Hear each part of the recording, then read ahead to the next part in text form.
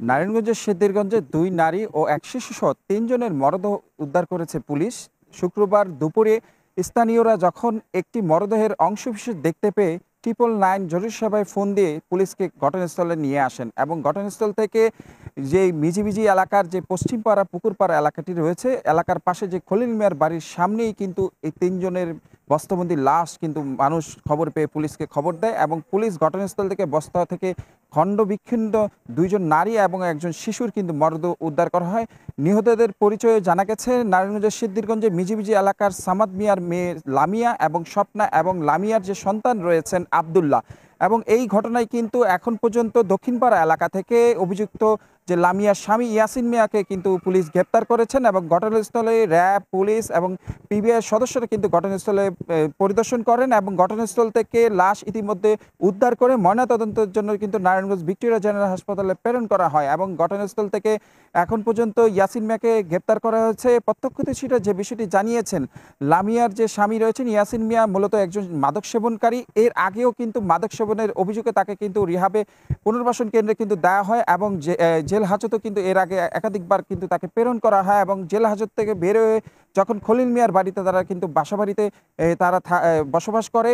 মূলত এই বাসায় তারা চলতি মাসে কিন্তু বাসা ভাড়া নেয় এবং বাসা ভাড়ার এক পর্যায়ে লামিয়া এবং তার বোন স্বপ্না এবং আব্দুল্লাহকে কিন্তু কয়েকদিন যাবৎ কিন্তু দেখা যাচ্ছিল না। আজ দুপুরে হঠাৎ করে কিন্তু লাশের যে উদ্ভট দুর্গন্ধ পেয়ে কিন্তু ঘটনাস্থল থেকে স্থানীয়রা পুলিশকে খবর দেয় এবং পুলিশ এসে কিন্তু ঘটনাস্থল থেকে লাশ উদ্ধার করে এবং লামিয়ার যে বোন ছিল স্বপ্না, সে কিন্তু মানসিক ভারসাম্যহীন। মূলত এই লামিয়ার যে বোন স্বপ্না তার শিশু সন্তানকে সে দেখভাল করতেন এবং সেই সাথে লামিয়া কিন্তু একটি পোশাক কারখানায় কর্মরত ছিলেন এবং স্বামী ইয়াসিন মিয়া প্রায় সময় যে পারিবারিক কলহের জের এবং মাদক সেবনের অর্থের জন্য কিন্তু তাকে কিন্তু অত্যাচার করতে বলে এবং মারধরের ঘটনাও কিন্তু করতে বলে প্রত্যক্ষদর্শী এবং স্থানীয়রা সেই বিষয়টি জানান। এখন পর্যন্ত এই ঘটনায় যে পুলিশ যে বিষয়টি জানিয়েছেন, আইনগত ব্যবস্থা কিন্তু প্রক্রিয়াধীন রয়েছেন এবং লাশ উদ্ধার করে ময়নাতদন্তের জন্য ভিক্টোরিয়া হাসপাতালে প্রেরণ করা হয়েছে। তা আমরা ইয়াসিন আলীকে আমরা গ্রেপ্তার করেছি। সে সন্দেহজনক, তাকে জিজ্ঞাসাবাদ চলছে এবং আইনানুগ যা ব্যবস্থা আছে সেটা প্রক্রিয়াধীন। যেমন সে ইনকাম করতো না, সে টাকার জন্য চাপ দিত, তার থেকে টাকা নিতে চাইতো এবং সে মাদক ব্যবসা আমরা শুনেছি, কিন্তু এটা এখনো আমরা যেহেতু জিজ্ঞাসাবাদ চলছে, তো এটা আমি কনফার্ম করতে পারছি না, কিন্তু আমরা আশেপাশে থেকে শুনেছি যে সে মাদক ব্যবসা করতো। ওদেরকে আমরা ভাড়া দিছি রানিং মাসের 1 তারিখে। আর ওরা ভাড়া নিয়েছিল শুধু 2টা মেয়ে একটা বাচ্চা নিয়ে আইসা। তো একটা মেয়ে ছিল একটু প্রতিবন্ধী টাইপের, ওর নাম ছিল স্বপ্না। আর একটা মেয়ের নাম ছিল লামিয়া, ওর একটা বাচ্চা ছিল। ওদেরকে আমরা রুমটা মূলত ভাড়া দিছিলাম। তো ওই লামিয়ার হাজবেন্ড নাকি নেশাগ্রস্ত, ওরে জেলে দিয়ে দিছিল ওর শাশুড়ি। তো জেলে ছিল, জেল থেকে ছুটে আইছে। আজকে 7-8 দিন হইব ওর হাজবেন্ড ছুটে আইছে, মানে আমরা 1 তারিখে ভাড়া দিছি, তো তারপরে আসছে। আর 4-5 দিন যাবৎ রুম তালা দেওয়া। আমার বাবাও অসুস্থ, ওনার নিয়ে আমরা হাসপাতালে ছিলাম। আমরা বাসায় কেউ ছিলাম না। তো আমার দাদি নাকি জিজ্ঞেস করছে যে রুম ওরা কি আসে নাই, ওরা গ্রামের বাড়িতে গেছে এখন আসে নাই। পরে বলছে যে না, ওরা আসে নাই। তো আজকে সকালবেলা ওইখানে কুকুর নাড়া দিছে মাটি, তখন নাকি একটা হাত বেরিয়েছে।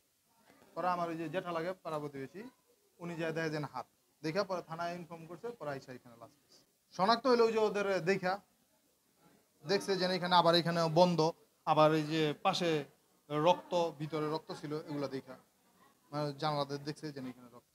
আর আইডিয়া করা হয়েছে যে ওরা যেহেতু 3-4 দিন যাবত কোনো নাই, নিখোঁজ, আবার মাথা তুলছে, পরে মাথা দেখে কিছু আইডিয়া করে। এই আমরা বিচার চাই, এই এতিম মানুষ আর বাপ নাই মা নাই, ওই এই নিশার লেগা বাবার লেগা ওই কেন এই স্ত্রী হত্যা করলো, ওর নিজের সন্তান আবার ওর জ্যাঠাস কেন এতিমটা হত্যা করলো, এই কারণে ওই অ্যারেস্ট হয়েছে। আমরা ওর ফাঁসি চাই, এই এলাকার পক্ষ থেকে আমি ওর ফাঁসি চাই, ওর উচিত বিচার চাই।